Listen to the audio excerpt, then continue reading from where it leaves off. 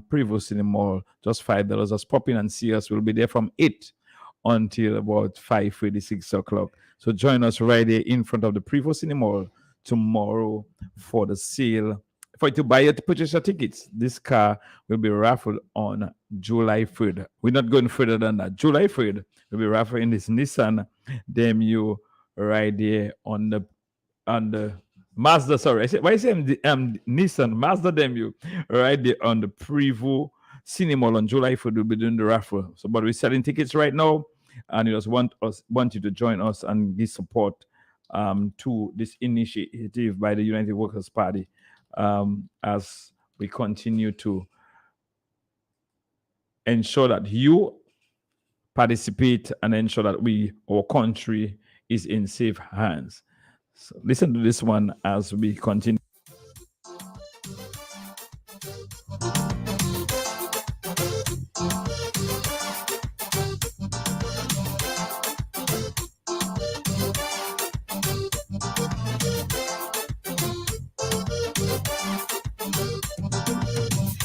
Jamais ça, Dominique t'es tout comme ça. Ouais, pas jamais ça, Dominique n'y parle comme ça. Ouais, pas jamais ça, Dominique n'y côté comme ça. À nous, baisez-nous pour développer pays nous. Levez Dominique, levez, pas quitter lui tomber. Levez Dominique, levez, on pas voici. Levez Dominique, levez. Yes, we just want to welcome you back. Yes, on Q95, the Workers' Voice. We just of us doing some liquor in-house keeping, and that's important to ensure that we have a smooth run of the program. Tonight, just before we continue, we always reach out to our families and friends out there because we are live on Facebook on Q95 FM radio. We don't want to play any music that will cause some copyright infringement. So tonight, for the past week, I've been saying, extending sympathies to our friends and families out there who have lost loved ones. On behalf of the leadership of our party and supporters of our party, we have friends and supporters all around Dominica who have lost loved ones. And I just want to reach out and touch the family of Lillian Allen Griffin, who passed away suddenly in Barbados. Her father was Mr. Allen, Philbert Allen. You know them better known as the Robin. He sang "Take Me Back to Me, Mama." Yeah, take me back. But Mr. Allen also worked in the banana industry for us.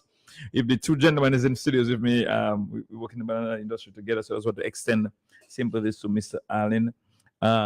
Also sympathies to Mr. Elise of Goodwill Road in Goodwill, who passed away, the father of Kelvin Elise. He was a very nice gentleman. I was just told today he passed away. I want to extend sympathies to his children, also his twins. I think the grandchildren, the twins. I just want to extend sympathies to them. I just saw them a while ago on Steber Street in the hangout block in that area. I just want to say good evening to each and every one of them. Also, Mr. Francis Jovier from Scottshead to his family, who Fanny and all the others, Justina and all the others. I just want to reach out and touch you this evening. There was also, we have a lot of sudden deaths and young men being killed. We just found out that a young man was shot in Guadeloupe this morning. Just want to extend sympathies to his family. Another young man who went to share a fight over the weekend in Guadeloupe as well got killed. I think he's from somewhere in the Tarish Pit, Yampis area. Just want to extend sympathies to his family as well. And there's a lady from the River Zurich area who passed away, teacher. She was a teacher. I think it's Magdalena Coffee. I was trying to remember her husband's name. Her husband used to sell bananas with us, Mr. Coffee. So I know him very well. And Thaddeus, her late son. I just want to extend sympathy to the entire River Zurich, Monjon community on the prayer, on the passing of Teacher Magdalene. Just want to say good evening to each and every one of you in the south and southeast. And so I just said earlier on about the sudden deaths, a lot of young people passing away. I just want to reach out and touch their families. those at home and abroad. I think the Feders had someone who passed away. I think a daughter. Does want to extend sympathies to them as well. And each and every one of you around Dominica who have lost loved one, just stretch your hands.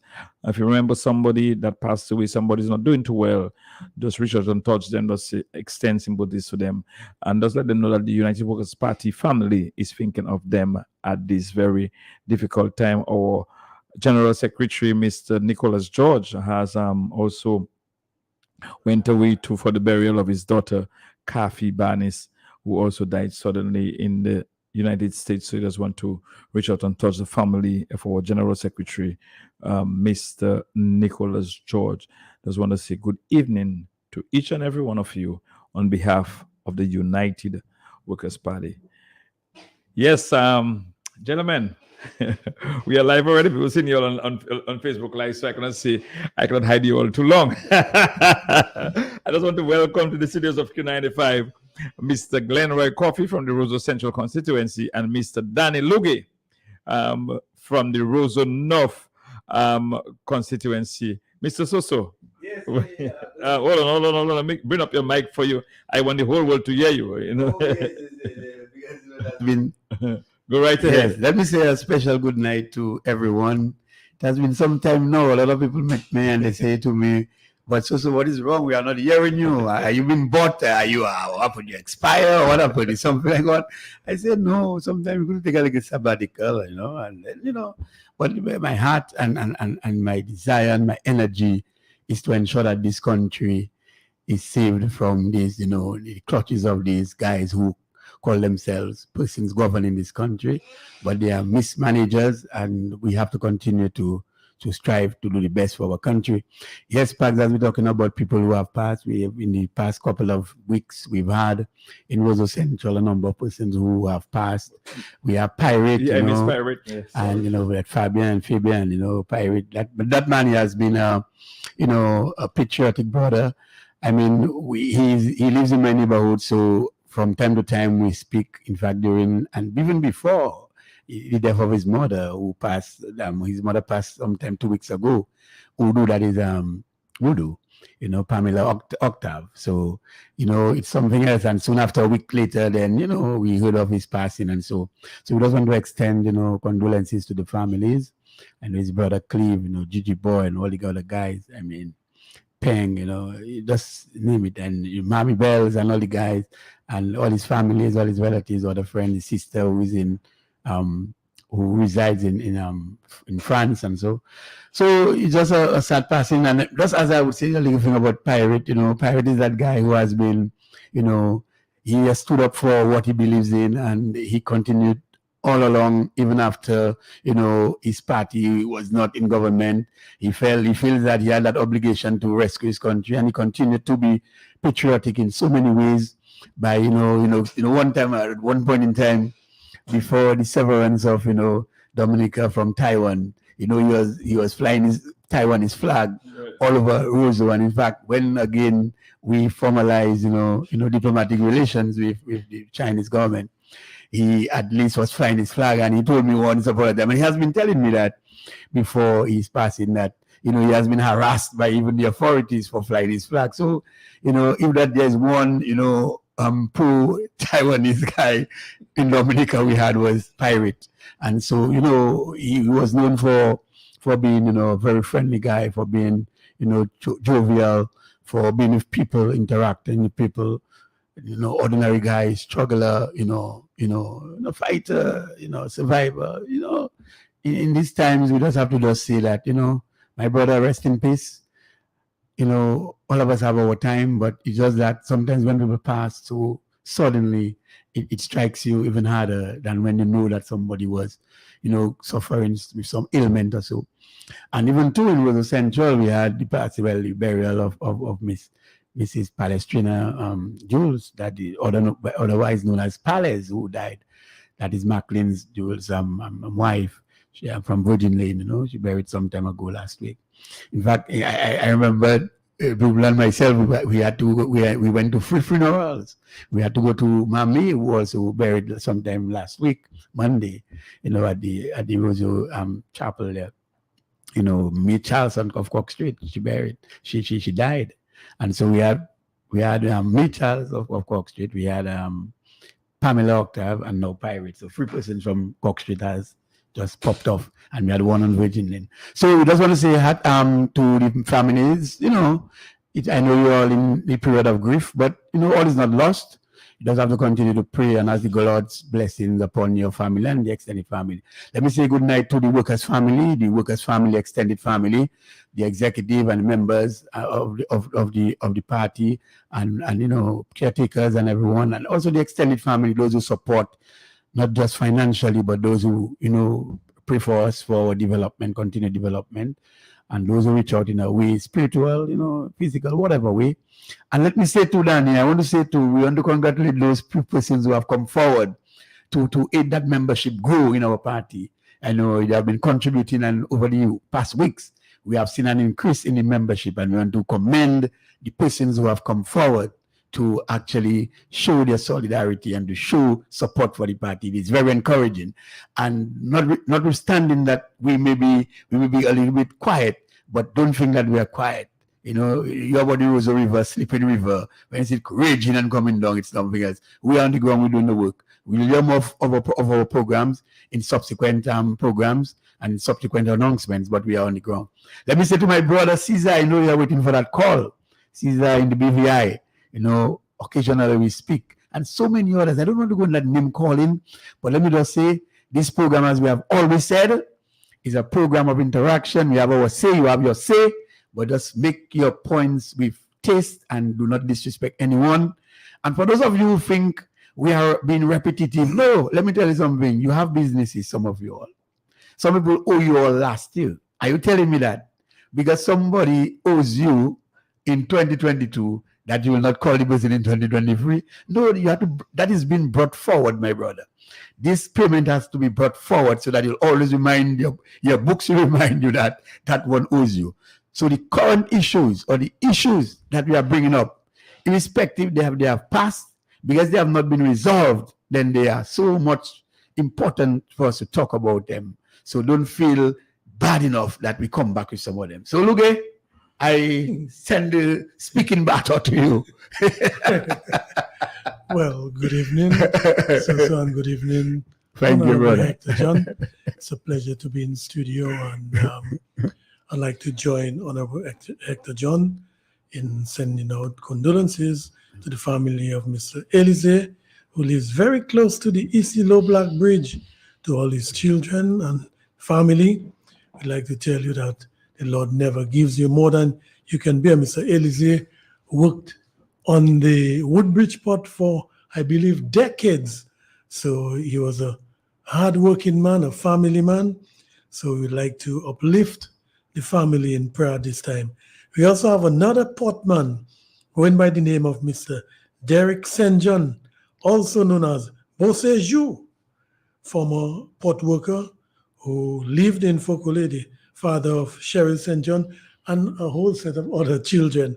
So we want to tell you, all the community of Pottersville and Fokole, that we should stand with these families and support them, reach out to go to the homes, and it's a time when they would need that kind of community support, and we are best known for that in Dominica, how to really reach out, and touch. We also have the family of Earl Philip of Yampis, who was shot, I believe, in Guadeloupe. His dad is Kelvin Philip of Heineken Saints. And sister Lillian Philip. Yeah. So we want to also condole with you, at this time. We also want to reach out to Roger Bruni.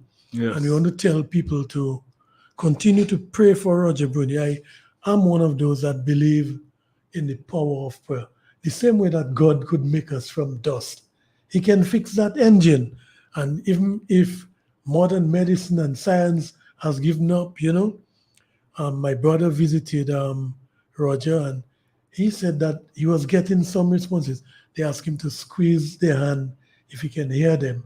So even if he on life support, Yeah. but he's still giving some response. Right. So I want to encourage those of you who are prayer warriors to pray for Roger Bruni in New York at the hospital at this time. And don't give up on him.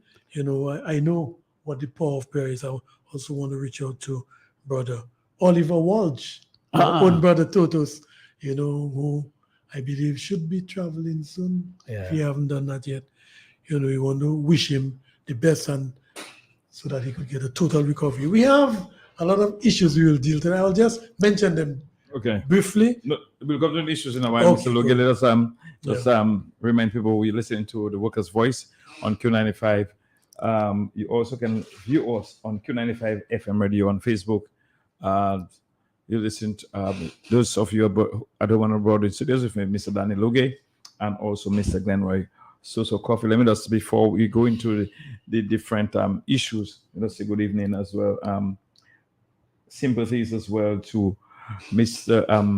Dr. Colin not Dr. McIntyre, the other one.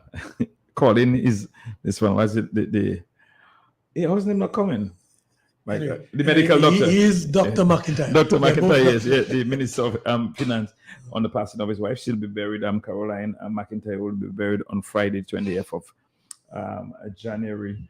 I just want to extend sympathies to him once again on the passing of his wife and to the entire McIntyre family and her family as well. Earlier, I was trying to get the lady's name. Is Matus, that passed away in Riviera. And also a gentleman in Peachley, a tree fell on him and he passed away, but he had a child in Salisbury. He spent a good time in Salisbury. That was Solomon James from Peachley, better known as Tick Tick. So there's one, but tomorrow there'll be a vigil for him in Salisbury, Lower Salisbury. There's one to reach out to Shakir and all the others organizing. There'll be a vigil for him tomorrow evening in Salisbury. So if you want to give support, extend sympathies to Tick Tick family in Salisbury. You have a son in Salisbury. TJ does want to extend sympathies to them as well. T is T, or good lady T is TJ's great grandmother. So those want to extend sympathies to them. Yes, let me welcome you back to the Workers' Voice tonight. In studios, as I said, Mr. Luge and Mr. Glenroy Soso Coffee. And tonight we're going to start by dealing with some current issues. Yes, and of course. Mr. Luge, I know you're a footballer, you were a scorer, but you can start batting. Over the batting. Right. Okay. What we want to deal with tonight, as you said, are current affairs. We're going to be talking on a few issues that was raised. Sorry, Dr. Irvin McIntyre. Irvin. Irvin, and his name was not coming. All right. Yeah, Irvin McIntyre. Yeah. So, well, before I get into the issues, let me just reach out to the people of Rosa, wherever you're listening from, and the whole Rosa catchment, Rosa North, Rosa South, Rosa Central, and Rosa Valley, and every constituency, wherever you're locked in from. And also, we have folks in the diaspora, in New York, in New Jersey, in Connecticut, in Georgia. I know my brothers are listening. I want to tell Peter, encourage Peter, because Peter, he went to Roger Bruni and he prayed with him. That's good. My brother went to see him as well. Yeah, that's very, very good. I want to encourage, if you're in the New York catchment, make a little time, visit Roger, talk to him. Even if you're not getting the response that you want, he's hearing you, and pray for him, pray with him, and let's trust God for a miracle for Roger. So wherever you're listening from, let me tell you good evening. It's a pleasure to, be with you this evening. So as I said, we had a government press conference, and a lot of issues were raised, and we would like to, really extend on some of the issues. We had the passport issue, we had the student scholarship issue, we also had electoral reform issue. So all of those issues we'll be dealing with. We had the Antigua election, the lessons learned. So we have road safety and gasoline, gasoline, gas too. Yeah, gas that's issue. correct. That's correct. Storage, So those are the issues. Storage and shortage. So we expect to interact. As Soso always say, in our program, we look forward to interacting. We don't come and just speak down to people. We really appreciate your feedback once you do it in a respectful manner. So I'll leave it for you now and allow. Yeah, man. Yes. So let me just, I will start by opening the bowling on this one. There were some issues. My biggest disappointment, and as I listened to the press conference from the inception, the starting when the Prime Minister presented thing, I wanted to hear what they had to say, because my biggest issue right now, one issue I have right now is electoral reform. And when I heard the Prime Minister gave his opening remarks and he spoke about the tuition issue, the student and that spoke out, he spoke about the storage facility with DCP and with Petro-Caribbean and 10,000 gallons that they purchase and whatnot. And another issue you raised. But electoral reform, where the Prime Minister has a report in his hands from Sir Dennis Byron, and it had to take one of the journalists to ask him a question about electoral reform, point to speak about reform, and said that he was going to Parliament early in February. Let us begin the discussion, gentlemen, with that issue of electoral reform and the Prime Minister willfully, deliberately ignored electoral reform in his presentation. Gentlemen. Yes. Okay. Well, what I would say is that, I think that Prime Minister Skerrit is playing games with that electoral reform issue. First of all, there's a report by Sir Byron, right? And opposition parties, the United Workers' Party, the Freedom Party, and civil society, they had the opportunity to interact with Sir Dennis Byron. That should have also been done by Prime Minister Skerrit, right? So the same way that he played games in 2019, he's playing this very same game to delay the whole question of expediting electoral reform. Now, Sir Byron, the report that was presented to the opposition parties and Prime Minister Skerrit, which it was in Prime Minister Skerrit's hand on the 6th of December when he called, it seems that was the trigger. 6th of November. 6th of November, which was the trigger that he used to call an early election. Now, where is the electoral office in all of this? Mm-hmm. The whole question of electoral reform is supposed to be the baby bylaw of the electoral office. And what Roosevelt Skerrit is doing, he is hijacking the role of the electoral office and the electoral commissioners. And they are cooperating, I must say that, with him. If the electoral office is an independent office by law, why is it that Roosevelt Skerrit has pretending that he is responsible for electoral reform? What that has to happen at this stage is that the legislation, as was given in terms of a timetable for phase one, a timeline was given for phase one and phase two, and Prime Minister Skerrit, his duty is to keep to that timeline. And when the laws are enacted, the next move is for re-registration, and that should take no more than 6 months, after which fresh elections should be called. That is my view on the electoral reform issue. Yes, and let me just say, when I heard that a press conference was going to be called or was going to be organized, knowing what I know about the economy with respect to how, things are bad and people, I expect the Prime Minister to come forward and, tell Dominicans about monies that the government intends to spend and to circulate back into the economy because things are really bad. I expected the Prime Minister to come and talk about an increase probably for public servants. I expected the Prime Minister to probably talk about, redirecting our capital projects and most of our infrastructural projects to Dominicans who have the skill to do the work and to get our young men and women employed and engaged, and those who have the skills to get engaged. And I thought that our truckers would have heard the news that now their trucks will be engaged in constructive work.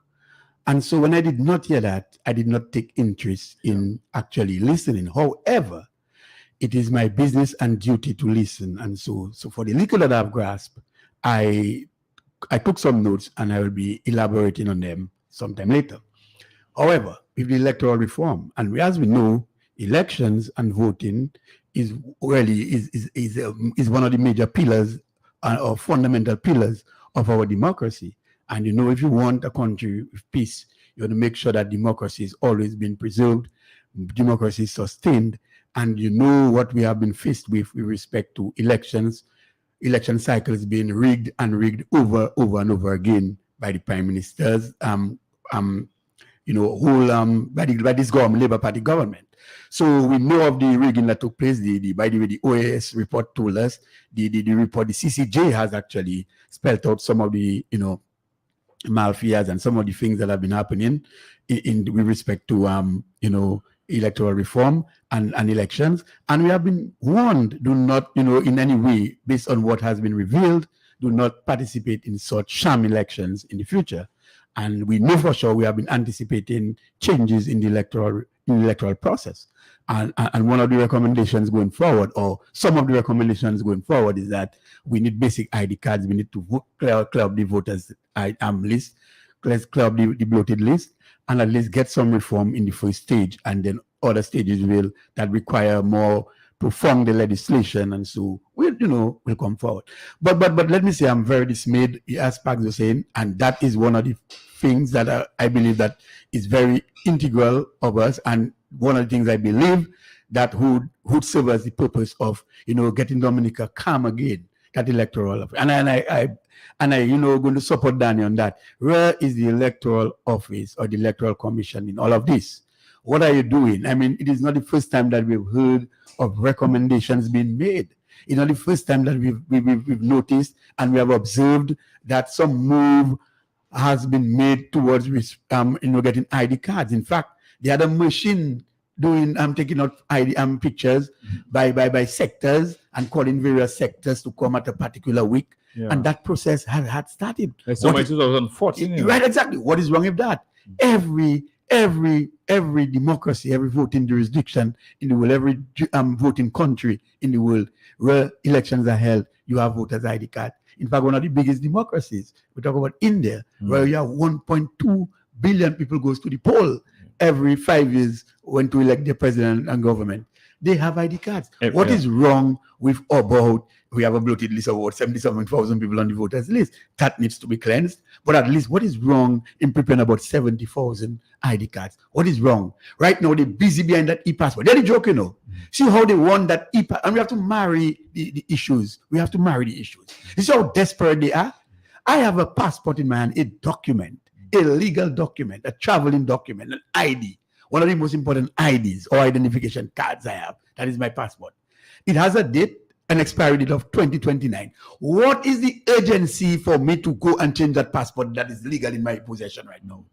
But you see, with the agenda, I don't know what it is, they want us to move from that current passport we have to the electronic passport. What is so quick? Why can't you have the same speed, the same velocity to move expeditiously, to get that voter ID cards ready for people? What is it that you could not have done that, but you come in with that? You see, that is how it is. But Mr. Skerritt, let me just forewarn you.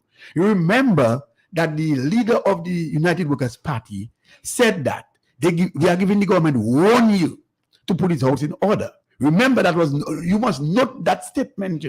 That is not just a serious statement, but that is a very important statement to us, because we really cannot understand why is it that you are so obstinate in your behavior that you just cannot see the need to get the people's mental and physical posture in order in this country. Instead, you provoke the people. And Mr. Leader of our party, I want to, by the way, say a special good night to our leader, Dr. Thompson Fontaine. We know that you are serious about developing this country, and you know that you have given the government a deadline with respect to the actions you're going to take. And what I like about that deadline is that there's enough time for negotiation. There's enough time to make sure that things happen. So in the absence of these things not going to get supported and to be done, then the necessary actions will be taken. I don't know what actions, but the necessary actions will be taken. And I'm happy that our leader has made it clear and put it on the table that, look, we are giving the government up to 2024. Is that correct? First quarter in 2024. That is very good. So, Spags, I am in support with you that one of the fundamental issues that we have, which has been outstanding for a very long time, is electoral reform. and we want the government to move expeditiously with the process, as they are doing now, for us to change that passport that we have, some of our passport that is not even expired. Or because I told you, I can make an example of myself. I have a passport that expires in 2029. I do not see the purpose for moving towards the electronic passport. But if that is the law, and if that is what is, have to respect the law. But the point is, see at what speed you move in. We have changed 3 passports, so far, and we have done them, and you're talking about 70,000+ passports. What is wrong that you cannot get a few ID cards ready? What I believe that has happened, that is a tax. They say no new taxes. That is a tax. That passport thing is a tax on every man, woman, and child in the Commonwealth of Dominica. $150, a minimum of $150. A minimum of $150 on everyone. So when Scarity say no new taxes, my God, work out Dominica population and multiply it by $150, 150. Yeah, EC dollars, and you know how much money that come into the treasury. Because everybody want the passport. But let me just as we close up on the electoral reform issue, I heard Mr. Glenroy Coffee spoke about the deadline that our leader gave, but within that time, you also have something that they call follow-ups. Monitoring. As extension officers, you know that you have a program, you have to meet a deadline at a certain time, but in between you have to do some follow-ups. And I am telling you seriously, I am waiting to hear what is going to take place in Parliament in the first week of February, and what laws are going to be implemented or affected or amended in terms of electoral reform. And from there, I will make my personal decision how I'm going to deal with Mr. Skerrit. Because I'm saying that, I'm going to give you an example that Mr. Coffee used a while ago. In May 2008, that was the deadline for you to get your CARICOM passport.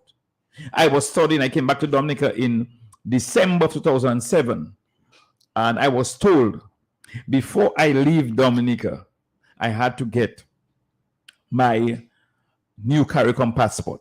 The deadline was May 2008. But things before that, maybe a few months before that, Tony Astaphan stopped electoral reform because it would affect the winning legacy of Roosevelt Skerrit. Now, 12 years later, had a deadline, December 22nd, December 2022. Deadline for you to get your new electronic passport. So what are we saying? What we are saying, 12 years or 14 years? 14 years, sorry. 2008 to 2022. And we have not received that. 12. We have not gotten that electoral reform. And it's like a joke for Mr. Skerrit, for Roosevelt Skerrit. And people, Dominicans are getting it for a joke. Sitting there and we're waiting, you're pushing back. Oh, look at Prime Minister say next week. Look at Prime Minister say next month. The Prime Minister in his first 100 days. And nothing is being done. And we're sitting there seeing our democracy is just running, going down the slope. Our young people are migrating because we do not have a working democracy so they can stay there and be employed. A lot of them being victimized. And we want to stay there and wait for what Mr. Skerrit is going to do. I'm saying, as a Dominican, as a member of parliament, former member of parliament, we have to wait and see what because Sir Dennis Byron gave us timelines. We have to wait and see what Roosevelt Skerrit is going to do in parliament come February, what laws is bringing in parliament to be, and which one going to be part affecting or amending the elections of laws. I just want to make that point that I don't want to do sleepers. That electoral reform is not dependent on what Mr. Skerrit does. Mr. Skerrit, as he says, has a government, that sham government are there. Yeah. All you have to do is just put the resources in the hands of the Electoral Commission, and the Electoral Commission, as an independent entity, will do its work. But Mr. No, they'll do its work. You put I'm certain that every department of government has its budget. So when budget time, everybody puts their allocation and they say for what? Yeah. We've told the Dominican people, and we've heard it before, that this process of electoral reform had begun. Sometime, So we're dealing with a rogue, Roosevelt Skerrit has violated every law. He has undermined every institution.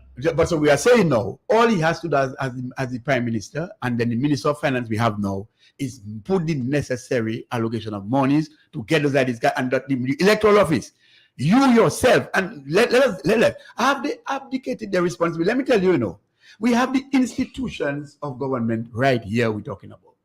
Cleansing of the voters list. We have talked, Sparks, I heard you from every week you come here in the studios in Q95 and you talk about persons who have passed. Persons who have passed by law that is registered in the registry. It is easy for the Electoral Commission to liaise with the registry to get all of those names and have them struck off from the voters list. Is that incorrect or is that correct? This is correct. But So let us know for now.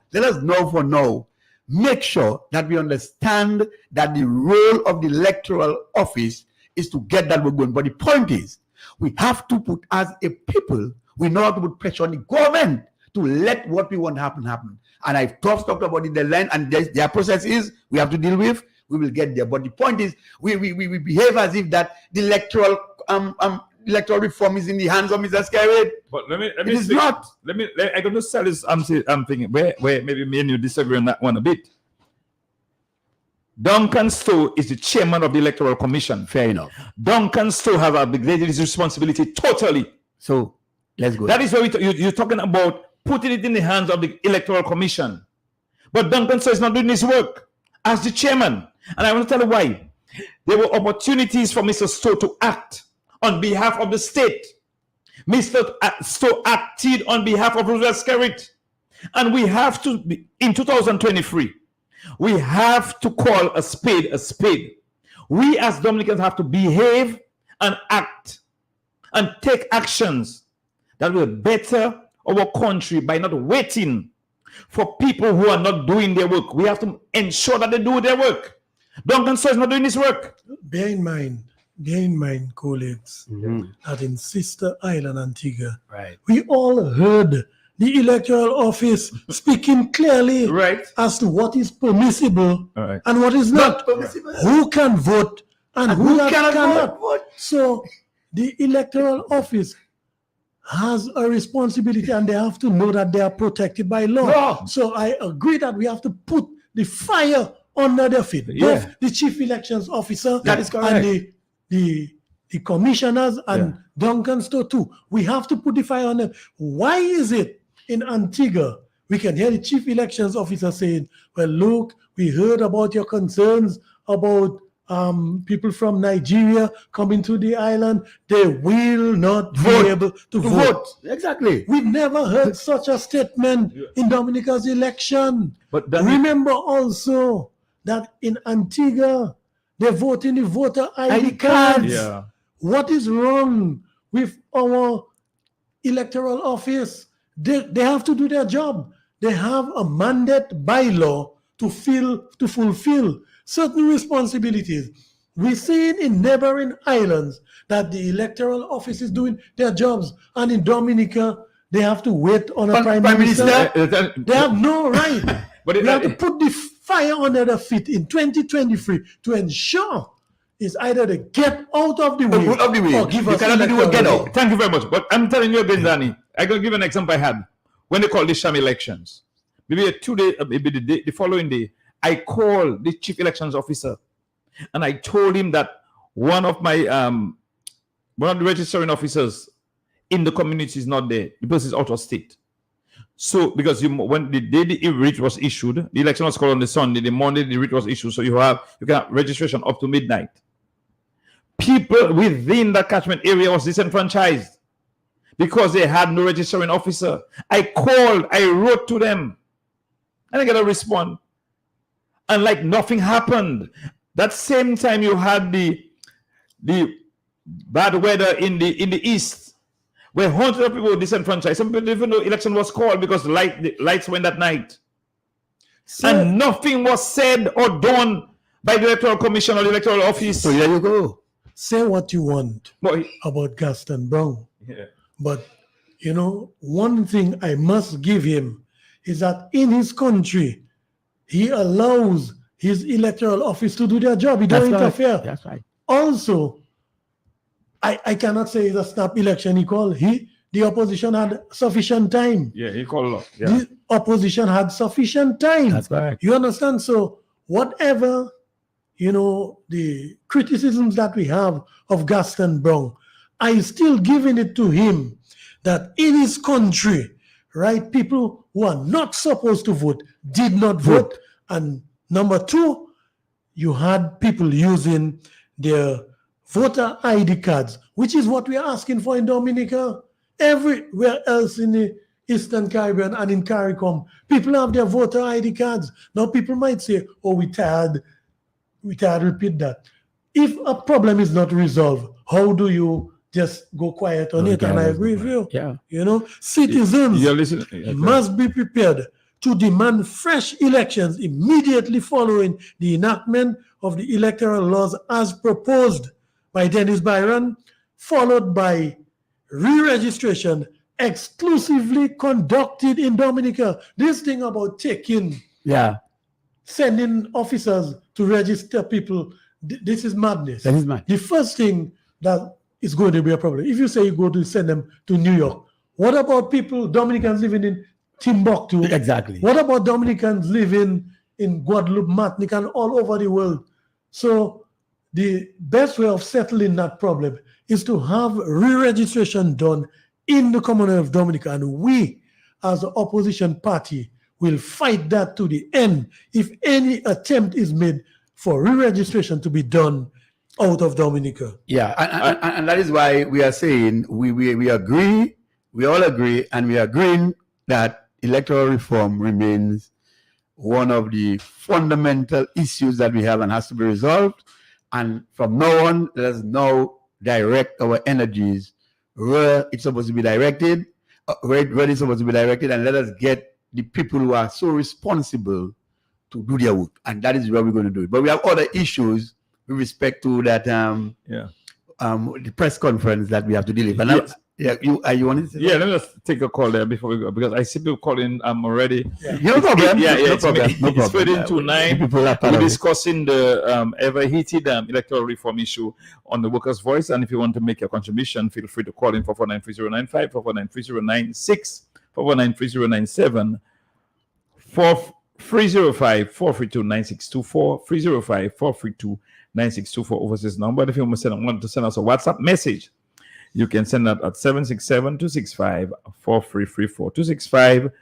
265-4334. Just want to say good evening to you listening to us via Q95 FM radio on Facebook and also on Q95 radio on audio. Good evening to you. Hello, good evening. Welcome to the Workers' Voice. Good evening, gentlemen. It's not electoral reform, it's electoral modernization. I did Mali Tanley. Yeah, well, it's just an attempt to shift the goalpost blue, and we'll have none of it. Yeah. No, Scary can't do what he wanted done because I tell him I don't know which one of his fathers, his mother, so his grandmother that will Dominica to him. He can't just do what he wants to do in the country and with standing aside and let Scary do what he wants. No, that thing must come to a halt. Yeah, man. No, we have to determine and put our foot down. People with their stocking plenty. And the time that we start to well, put our foot down, stamp it down like when people making tone song. Have a blessed night, gentlemen. I'm listening. Yes, good evening. yes. Let me just read a WhatsApp message quickly.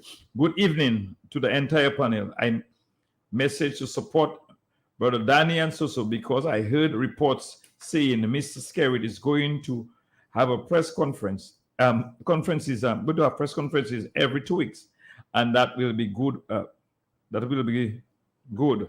Well, let me say tonight that this press conference is to distract us from the conversation on electoral reform. In his mind, we will be wasting time discussing his garbage, and electoral reform conversation will be sleeping. We'll not let that not because I personally, I'll tell you, I, Hector John, I am just waiting for the first sitting or meeting of this parliament, the 11th parliament, and that's what it's all about for me. Because electoral reform has to be front and center. It has to be addressed. If you're not addressing it, we have to take it. And you know what is disrespectful about, what was disrespectful about that press conference? So many issues, and the person is so correct about that distraction that you would not know which areas of concern you would like to address, because so many of them come and talk so much garbage, and the issues they themselves have propagated, that is what they have brought up. And one of the issues I want to bring up again is that of the students, that of the students.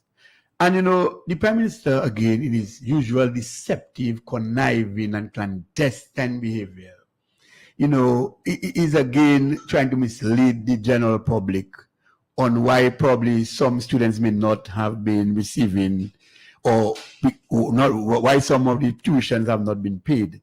And one of the things I heard him say, you know, is that when some people are underperforming, which means that they probably have a grade point average, which they call a GPA, under 2, that if they expect the government to continue to pay, no, that is not our business. That is the business between you and the beneficiary.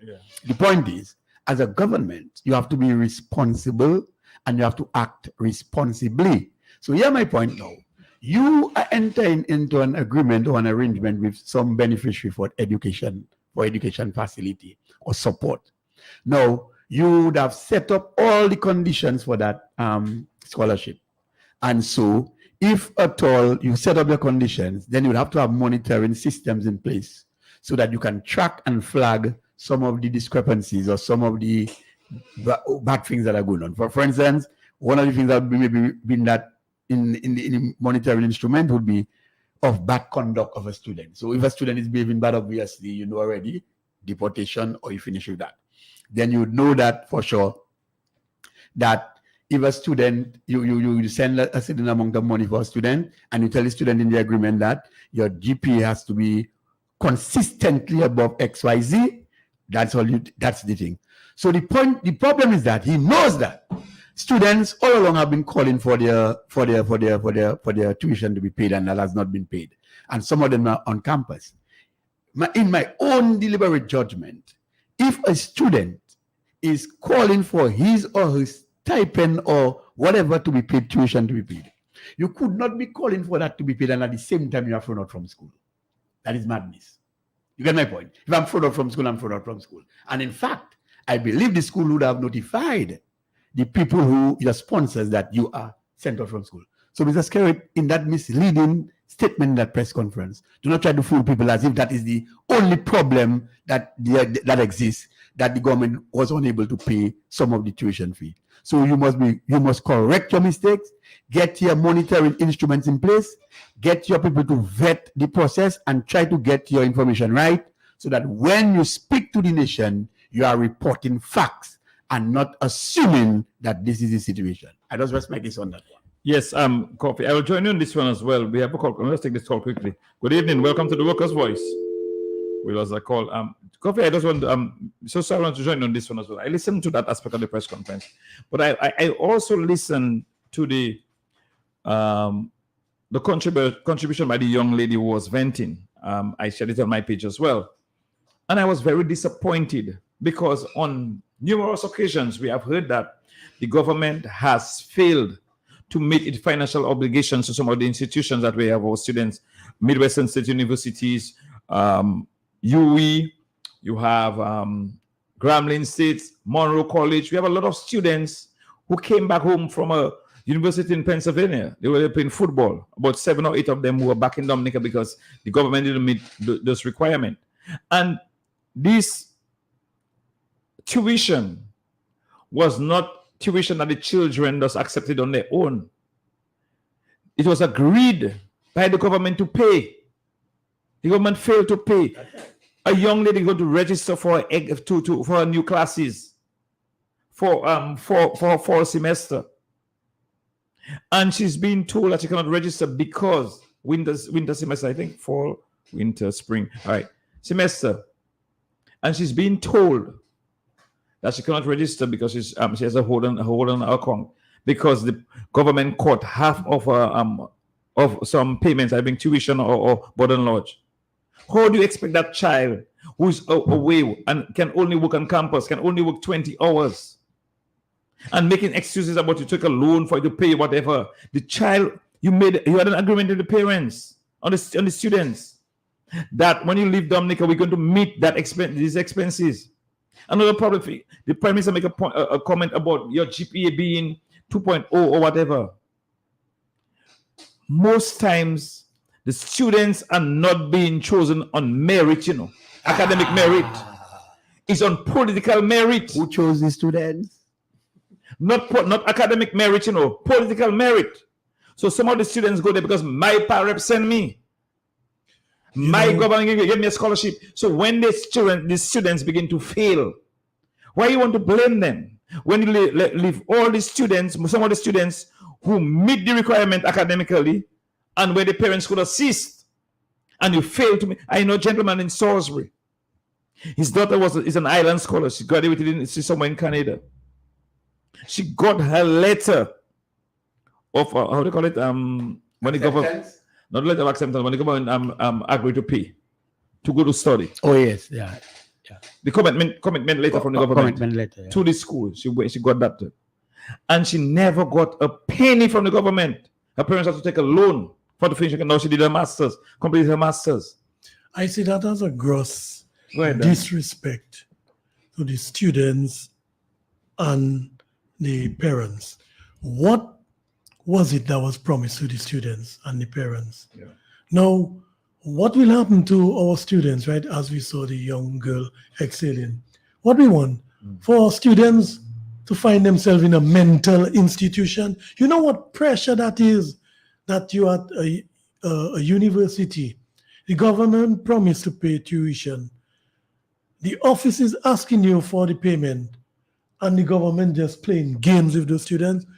You will find a few students losing it.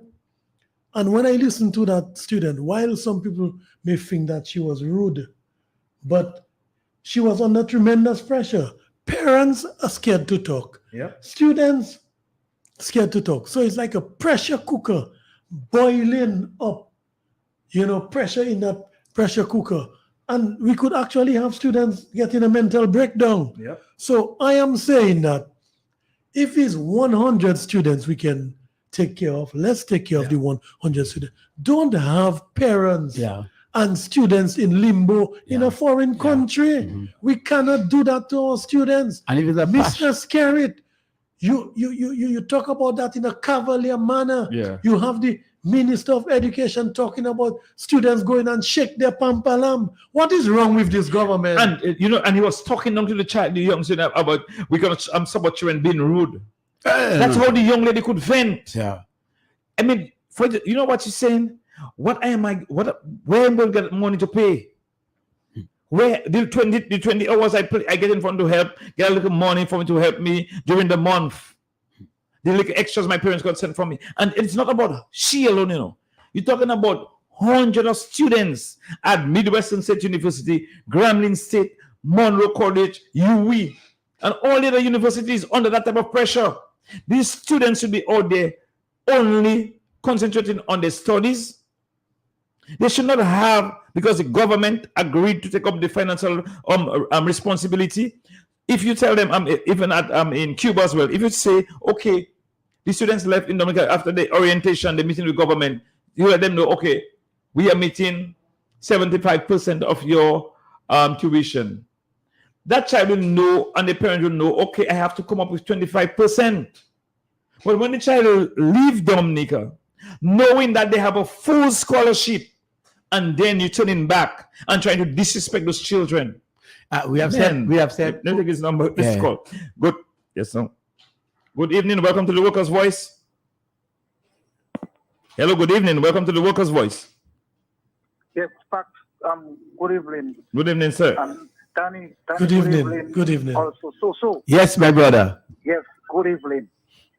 I believe it is time for we, the people of Dominica, to stop asking Roosevelt Skerritt for electoral reform. Roosevelt Skerritt is not the one that's responsible of giving us our reform.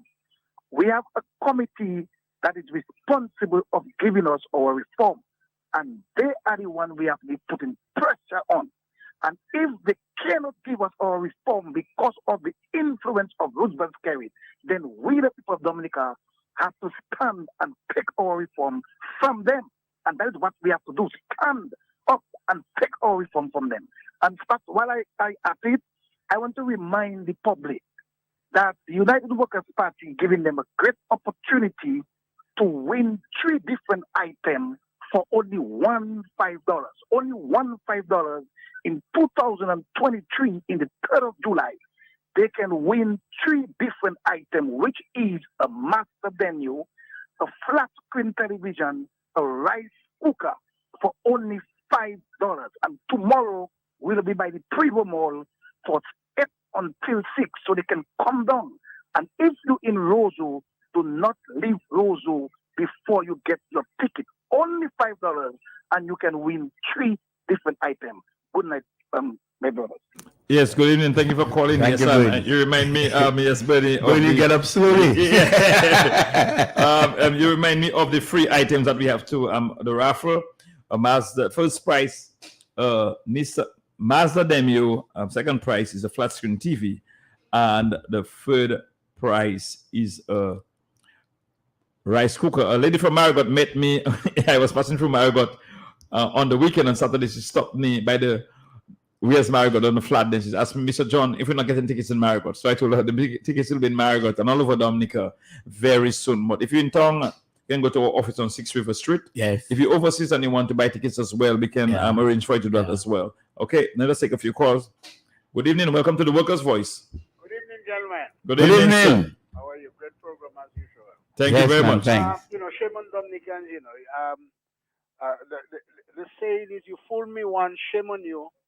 You fool me twice, shame on me.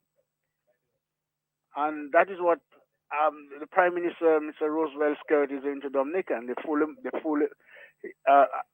fooled them once, shame on him, but he's fooling them a second time. So shame on them. So shame on Dominicans. Dominicans are the ones that are taking it. They like it so they're taking their blows. Anyway, good night, gentlemen. Thank you very Thank much for you, the thank you. contribution. Yes. Yes, Yeah, so we were saying that our students, so the government of Dominica now, you must review the conditions and the policies and procedures for issuing scholarships. And Spags, you've made a fundamental point that needs to be addressed with respect to allowing students who have that temperament, having that, that inclination to learn, having the good grades, so that when they are vetted and they are sent out, they will have that urge to do well. And if at all the government of Dominica now has recognized that it has a failure in the system of selection, then they must revisit that part of the criteria and to get it right. Good evening. Welcome to the Workers' Voice. Good evening, guys. Good evening. Good evening. Good evening. Happy Sunday night to you all. Good evening. Happy to you. Happy to hear you, man. Let me ask here. The fact about it is that, these students who have been sent overseas on the expense of the state, right, to further education, and they are being affected because of the carelessness of the government. I'm not even saying civil servant, the government. Where are the voices of the parents in all of that? They are quiet. They are just waiting for the opposition to say something for them. It is their children. And by extension, it's not only the parents, it is also the relatives who should give support to the situation that the students are suffering. Okay? But every time something like that happens, they're waiting on the opposition to say something. My God in heaven, yes, the opposition can be a voice for the situation that your children are going through. But you, the parents and guardians and family members, you have to air your views also and talk about the ills and the wrong that the government is doing to your children. And I hope they are listening, and I hope they're going to say and do something about it. Thank you. Thank you very much, caller. That's my friend in at one of the universities as well. Lendell, I think he's from the Benz area. He's in Texas right now at one of his universities. He works there, and he always raises those concerns why government continue to renege on the responsibilities to ensure that the students out there, when you have all students out there in these areas, and the only thing, it saddened me. Yes. I was very, very sad when the Minister of Education saying those telling the students to shake their pampelam. You know, I went to study on my own, and I took loan for the first half of my studies, and then the rest of it I had to work. And I know the hustle, but I chose New York because I wanted to work and work, get hours, or do my hustle. That I chose New York. But when you go to get the scholarships, the opportunity to go places like Midwestern State Universities, Grambling State, and other places, you cannot work off campus, and you can only work 20 hours. And something I think that is lacking, because the government itself has said that there are laser officers to actually bridge problems from students to the government. And I suspect right now that is sort of redundant, because it doesn't seem that the students are able to reach those laser officers to vent their concerns. So probably going forward now, we have to redefine, a sort of arbitration committee for students, so that they can write to the committee. They'll have all contact numbers to write, because it cannot be students taking on their own independently, some who are afraid and some who are not afraid, to come to the public and to the public domain and to say things. If you had an organized system of monitoring and to transfer information, from one party to the next, then all of these problems would have been easily solved. Good evening. Welcome to the Workers' Voice on the Overseas Line. Good evening to you. Hector, how are you, man? I'm doing fine. Good. Blessings to all of you in the studio. Yeah, man. Thank you, sir. The only thing, Speak up a bit, right? Speak up a bit. Are you hearing me good? Yes. Are you hearing me, Hector? The only thing I don't know what is wrong. Hello, you're still low. You're still low. Speak up a bit. I'm still low. Okay, hold on. Yeah. Are you hearing me better? Yes, much better now. Okay, just get rid of the AirPod. I don't know what's going on with the people. It's the people that, they're the one. If you have your daughter or your son in college and you know that you need help, and the government promised you help, are you hearing me? And for some reason, you cannot get the help. Why don't you just come out and say it? It's like people scared to speak back home. This is just one individual. We gave him a job to do. You understand? And yes, he has manipulated the system, he and a few, and then what they want. But you have a right to speak. It's like something that's blind my people. And it hurts when I have to hear all them things going on, and people laid back, and people are supposed to set examples are allowing it to happen. Bro, we have to stand up and demand. I repeat it, stand up and demand what is good for us and what is our daily living, what we need to survive. You can't let people control your life like that. Anyway, man, have a blessed one, bro. Yeah, thank you for calling. I can feel the frustration. I hear the frustration in your voice. Bro. Yeah, too much is going on back home. Yeah. Nothing positive. Yeah. Nothing positive to talk about. That was a country that had everything going its way, bro. Yeah. Blessed one, man. Yeah, I'm telling you, that's my brother who, on Great George Street. What he's saying there, you can see the problem, that one of the biggest problems we have, and one of the callers made before he even spoke about it, that parents are afraid to speak on behalf of the children. When you have, I had the opportunity to speak to a lot of students. There are a lot of students who call me or message me and tell me about what they're going through because of that same situation. But they're afraid to speak, or they say the parents don't want them to speak. Hello, good evening. Welcome to the Workers' Voice. Hello, good evening. Good evening. Good evening. Good program. Thank you very much. Thank you. We must pray for the Prime Minister. We must pray for him because prayer can do a lot. Thank you. Okay, thank you very much. You need praise. For sure. Let me take this one more call coming in as we discuss.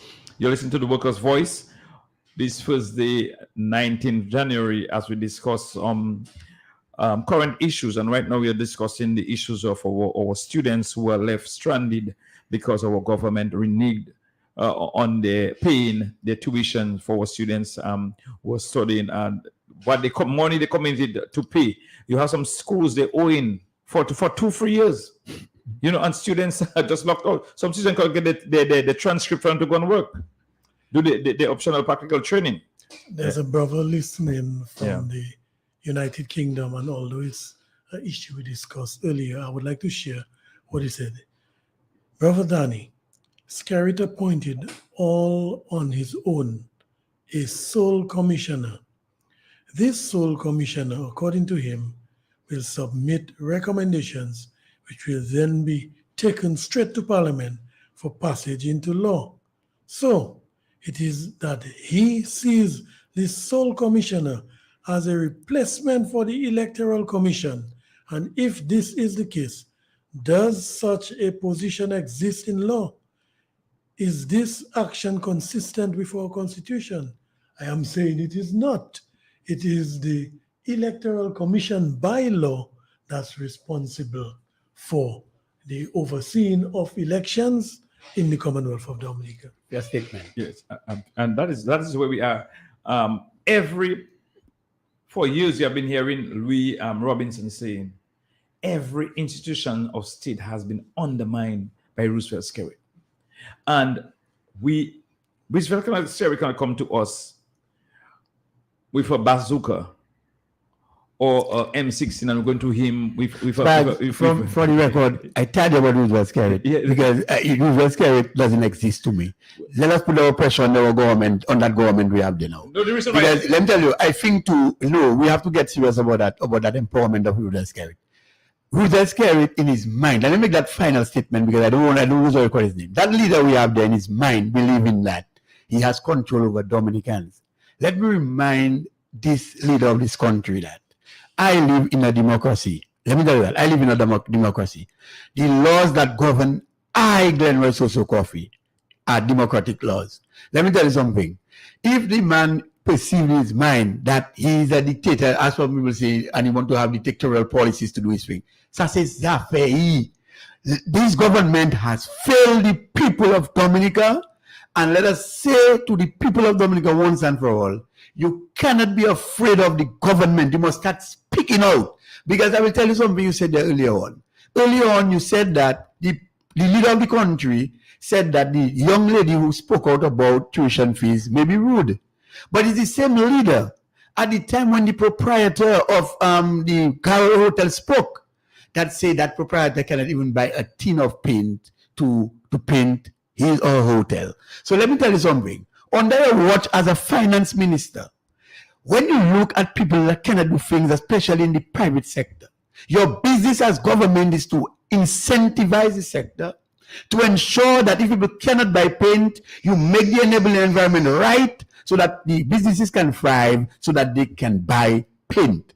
We have to start hitting those issues. Now the point is, that's what he likes. His name has been carried away. And don't get me wrong, from time to time you think, but you see me right now, the country, the problems of the country is bigger than the name you are calling. And we are so plagued with problems, my brother, that we really have to now appeal to people to participate in the development of the country, participate strongly to take back the country. That is the direction we have to go. I don't want to obstruct you in where you're going, but let us get it right where we're going in that regard, my brother. Another brother who is listening, he said, my brother, I am listening. Gaston Brong did not give electoral reform to the Antiguan people. The people demanded it, fought for it, and got it done. In other words, the United People's Action got it done. Likewise, the Dominican people must do the same. Yes, in 2004, that's when under the leadership of Baldwin Spencer, I think that is when they got electoral reform in 2004. And I was not going, and let us give Mr. Coffee on Soso on that issue as well.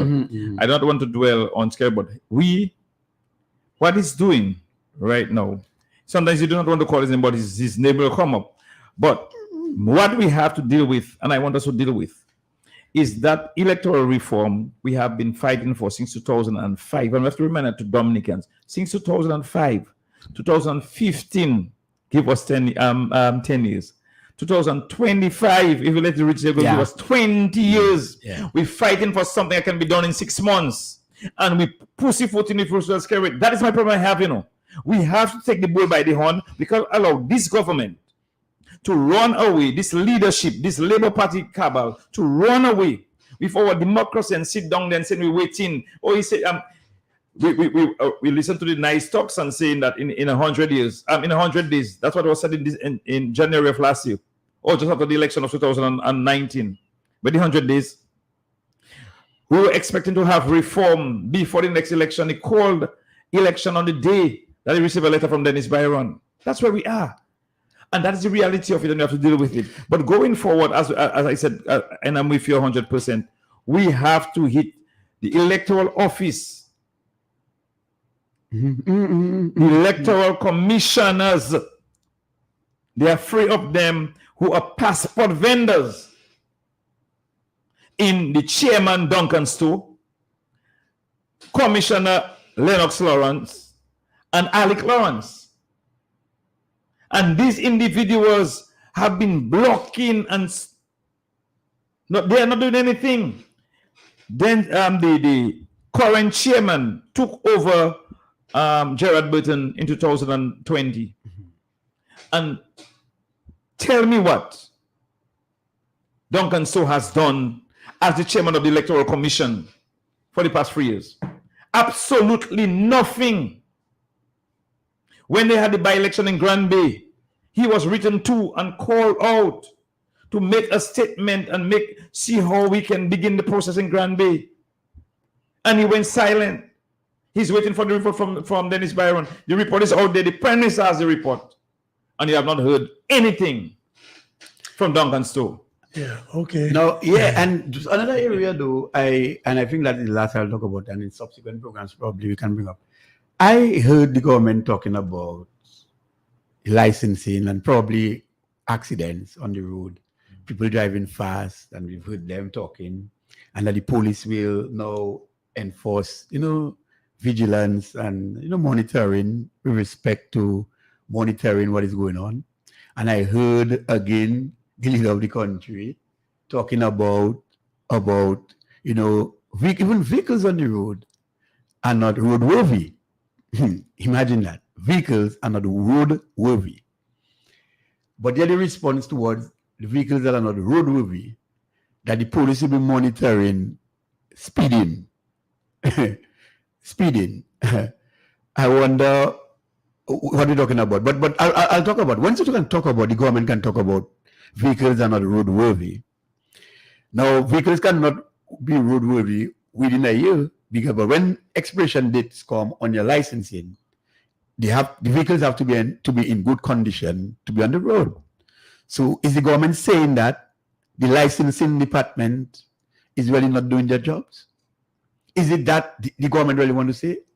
And I take it to mean that when a vehicle is not roadworthy, not only that it has certain defects that doesn't allow that vehicle to be driven on the public road, because they pose risk with respect to no lights, no signals, and so, speeding and so can happen.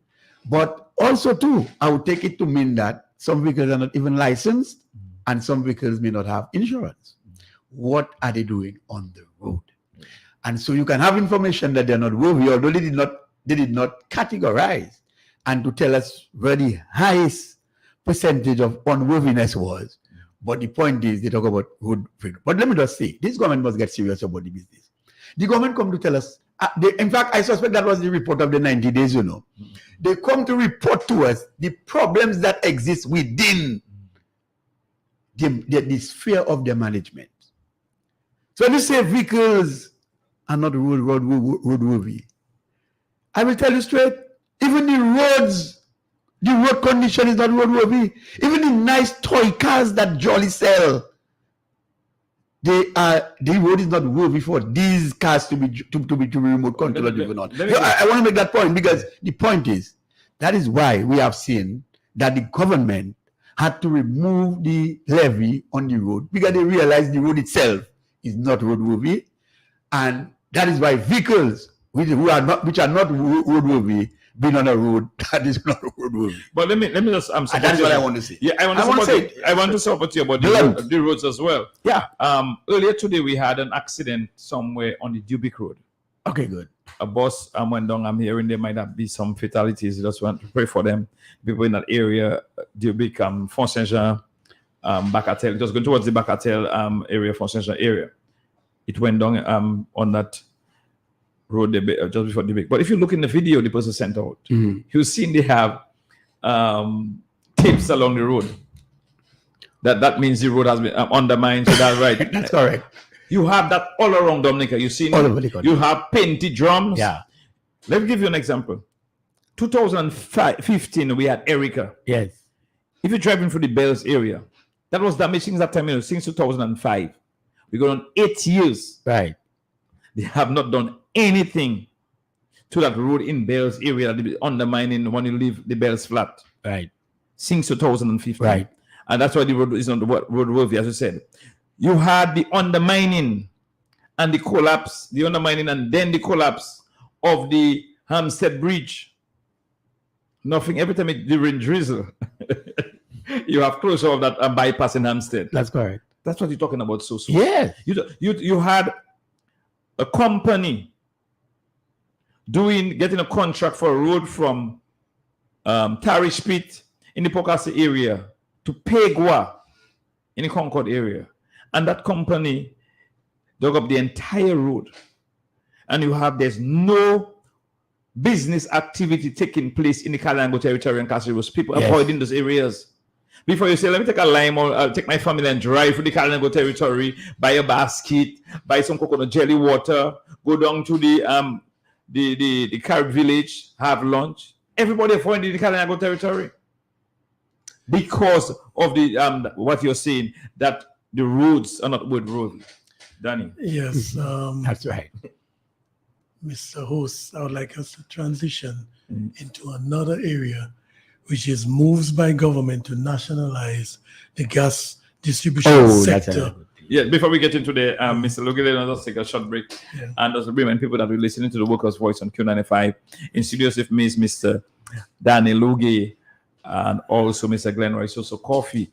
We're discussing current issues and several different issues. You're free to call in and participate. Join us on 449-3095, 449-3096, 449-3097, 305-432-9624, 305-432-9624 overseas line. And you can send us a WhatsApp message on 265-4334. You're also listening to us on Q95 FM radio on Facebook. You can also make your comments there, your contribution. We'll follow it there as well and maybe respond to you in time.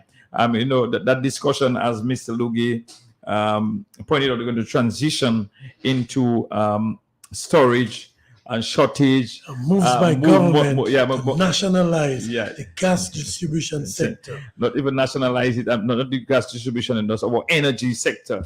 And that is a serious problem. And I want us to dialogue on that very important issue, where we heard the Prime Minister at the press conference made mention about storage facilities and how much money was spent to buy gas from some sources and other non-traditional sources. Also, that they will be using storing that 10,000 gallons at the DCP facility and also at Petrocarib. And no mention was made about the ongoing negotiations with Rubies and where we are, what is being done, how we can get the facilities. And it had to take a journalist, I think Matt Pelty, asked that question in the question and answer section of that press conference. And that is where he made mention about the Rubies factor. And we are also hearing unconfirmed, alleged that Sol Gas may be sold out to somebody else, or they're moving out. We need to get some clarity on that as well, and nothing was said. So, Danny, I will let you take the knock on that. The question is, why are all these major companies leaving Dominica? We had Ross University, a significant investment in enough of the island, gone. The Prime Minister immediately said that new universities will be replacing Ross. That was a lie. And we heard the Calypsonian talking about the litany of lies. Now he's trying to take over the energy sector. You know, what is happening to Rubis? Why is it that government is owing Rubis? The question of Sol, which was under under Witchett, I think Witchett was the agent. But we also hear in whispers of Sol leaving Dominica. What is going on in the Commonwealth of Dominica? Why is it that banks leaving, Ross University leaving, now the energy sector and the gas distribution sector, these companies are under so much pressure by a government that trying to nationalize the energy sector that they're all saying goodbye. People of Dominica, wake up to what is happening to us. If all these banks are shutting down and moving away, if Ross University is gone, if Rubis has closed down, and Prime Minister Skerrit and the government of Dominica, they're trying to buy over these facilities and started off by using DCPR storage, a very dangerous thing to do, because in that vicinity, you have the toilet Colgate Palmolive facility. Right. Yes. Which, you know. That's a hazard, eh? That's a hazard. You know, if there were to be an accident, God forbid, what would happen there? So I am saying that it is not healthy in any country where all the major industry is handled by government. Somebody mentioned earlier on, do you know what's happening at the abattoir? I think it was Lockhart Sebastian, you know. So what we are saying is, you know, a country cannot run like that, where all the private sector activities is taken over by government. That is a sure sign that we're heading into a dictatorship. Yes, and I'll agree with you. And some time ago, I was able to lay hands on a report, the one of Petrocarib, right? The report. And in that report, there is quite a lot of information that I believe people should look for. Just Google the one of Petrocarib, and you'll get some insights as to the arrangements made with the Petrocarib nations. And when Venezuela's economy went into free fall sometime in 2018, 2015, 2016, thereabout, I think it would be earlier or later, but yeah, I remember that. They were they were in dire need of cash, and so you had the two major importers of Petrocarib fuel. You had in the Community of Nations of Petrocarib, you had the Dominican Republic, and you had Jamaica. And at that time, Maduro was, ready. The treasury of Venezuela was really empty. When your economy going to free fall, you're experiencing hyperinflation, and so high, very, very, very, very high retail prices, and so things are bad. So at that time, Maduro wanted money in his treasury, and so Dominican Republic, who owed something like $4 billion, was able to walk away with 50% of that amount by paying over the counter to the treasury of Venezuela, $2 billion. Jamaica, who had a debt of $3 billion, right? They walked out in 50%, they paid $1.5 billion, and they walked away. I don't know if right now, and somebody could call to correct me, if right now these two countries have gone back into the arrangement, but as far as I know, they are out of the arrangement. Now, in that same report, you will understand, because the government of Dominica has not been very transparent with its people, because the only thing we've heard since they come up with that Petrocarib thing is about storage at Jimmy. That's all we know about. And then they talked about we may be experiencing lower prices in terms of fuel, because once it's on our shores, then we'll experience it. We have not been getting the benefits, not as people who have vehicles, not as people who have generators, not as people who consume fuel with respect to their operations. So therefore, now, in that arrangement, the government had a 60-40 arrangement, right? You know that, where 40% would go for community and 60% they would pay up.